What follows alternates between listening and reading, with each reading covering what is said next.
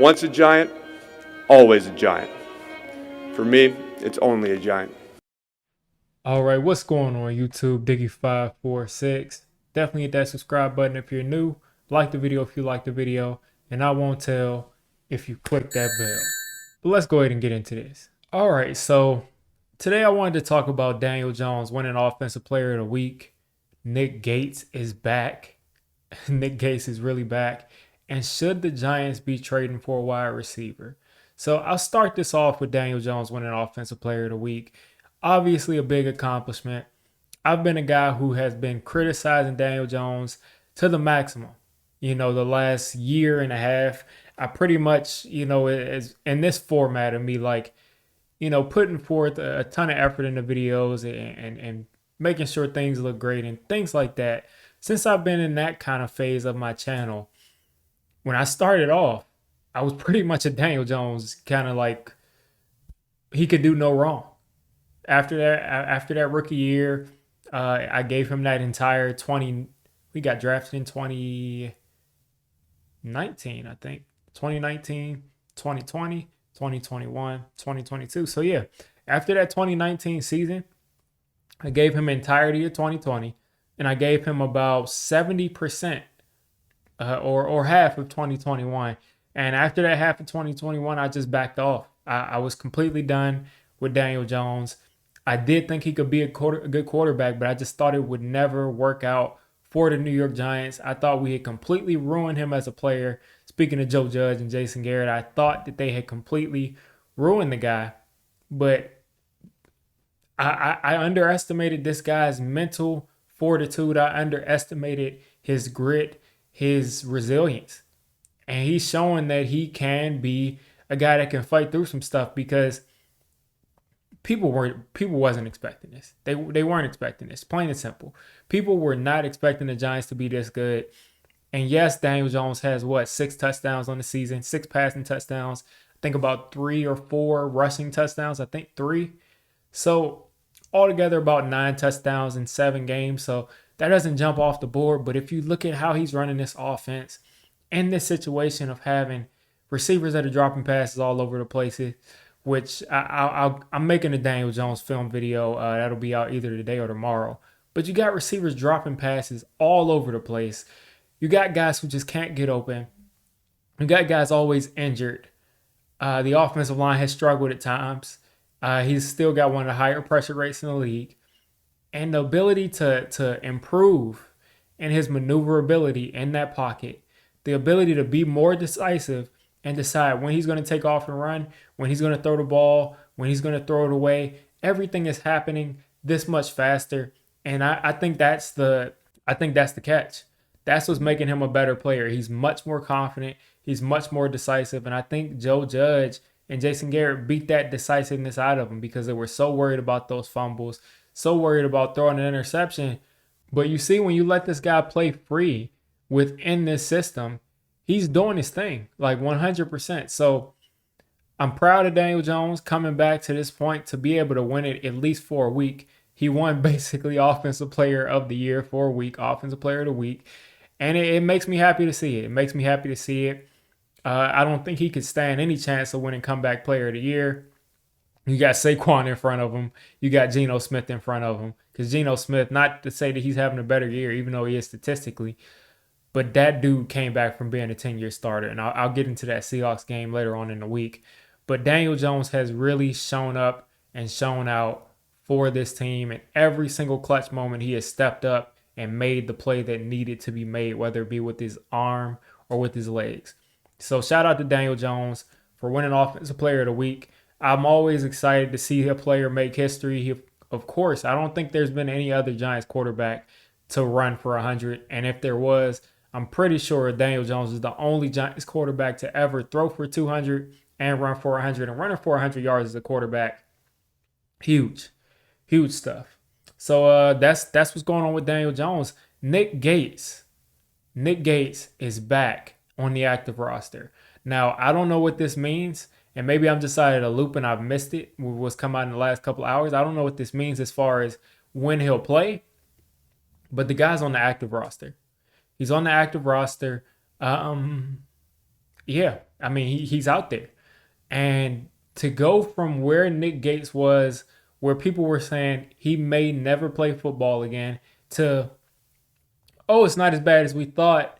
He may be able to come back pretty soon.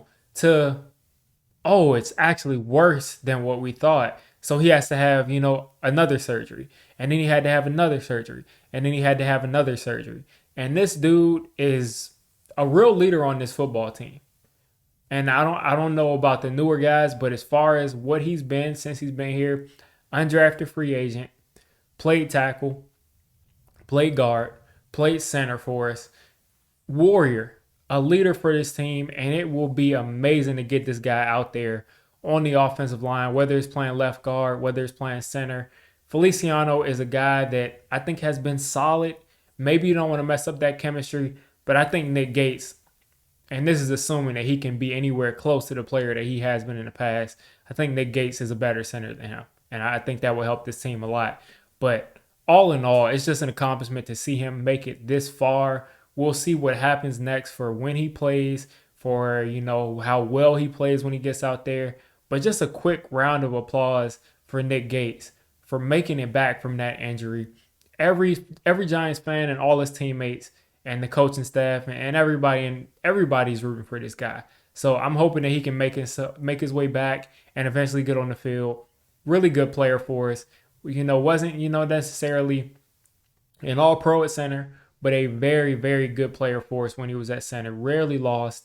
Really good player. So Nick Gates is back, and I can't wait to see this guy out on the field in some capacity. I know he'll get out there sooner or later, especially with all the injuries on this line. And then the last thing I wanted to touch on is the wide receiver room. Now, when you look at this wide receiver room, it all depends on when Kadarius Toney comes back. Kenny Golladay at this point, even though I've been a guy who's been defending Kenny Golladay since he got here, because we just haven't, he's a volume player, and we don't target him. We don't target him. He's a volume player. He always has been a volume player. That's where he got his success from, and we don't target him. We don't target him in 50-50 balls. We don't target him in traffic. We just don't target the guy. So I've always defended him, but at this point, it's just not working. It's just not working. It's just not working. So in that scenario, I'm not really worried about what Kenny Golladay is going to do when he comes back. It's sad that this didn't work out. It's sad for his career. Sad for the Giants that they had to pay him the money. But it's just not working out. So I've moved on from that fantasy that he's ever going to become a good player for us, that he's ever going to score a touchdown for us. But when you look at Kadarius Toney, I think when he comes back, he's going to provide a spark for our offense. And then you look at Wan'Dale Robinson, and then you look at Darius Slayton. I think that's a solid wide receiver core. Is there any number one wide receiver? I don't know. Wan'Dale Robinson could emerge. Kadarius Toney could emerge. I don't think there's a number one receiver right there so far. But as far as trading for a wide receiver, do I think we should trade for one? I'm thinking the most we should give up for a wide receiver is like a 5th round pick.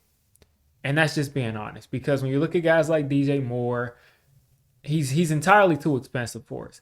I do not want the Giants going out and getting an expensive wide receiver unless his name is literally Stephon Diggs or another guy who is literally just bona fide the best player or a top 3 receiver in the league.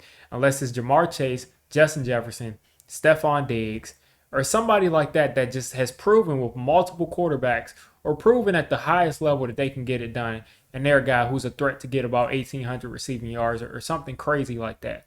So I just don't want to pay someone that much, especially when we have players we need to re-sign. Continue to build through the draft, in my opinion. But I'm just hoping that Kadarius Toney can provide that spark. Wan'Dale can continue to improve. And Darius Slayton can continue to be that guy on the outside to stretch the field. Now, there are a couple of guys like Terrace Marshall, like just guys that are, third, fourth receivers on their teams that aren't really going to be used. Terrace Marshall is probably like a 6th receiver on this team. But he's a guy that has potential. A guy that's a big body that we really are lacking right now. David Sills doesn't really do much for us. And I think that a player like that could help. So if we give up a 6th round pick for Terrace Marshall and we're paying him basically nothing, I think that's a good trade. I would do that trade. And that's really all I'm looking for as far as trading for a wideout. I really think that we can continue to play the kind of game that we're playing. It helps to have 2 wide receivers out there. Helps to have that extra tight end in there, even though we are lacking at tight end right now.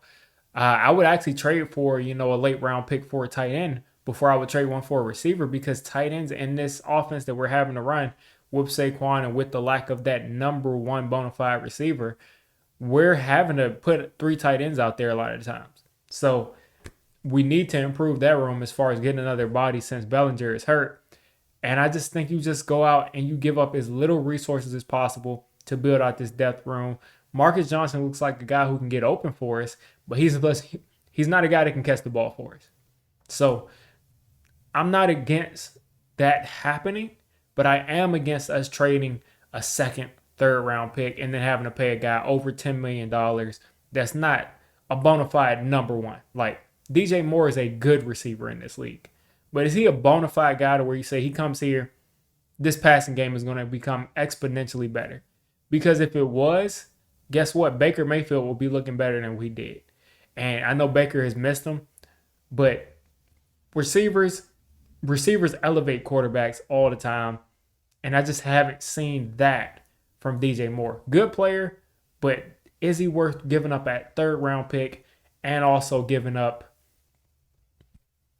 18 million? He's got a huge deal. So I wouldn't do that trade, but I would do a late round receiver trade. You guys let me know what you're thinking as far as trading for a receiver.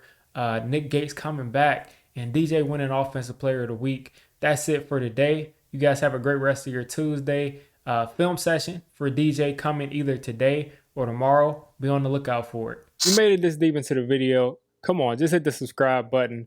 I make Giants content primarily, draft content secondarily, and during the season I'm going to be doing a lot of reacting to pretty much most of the NFL games and everything NFL. So if you made it this deep, go ahead and join the D6 squad.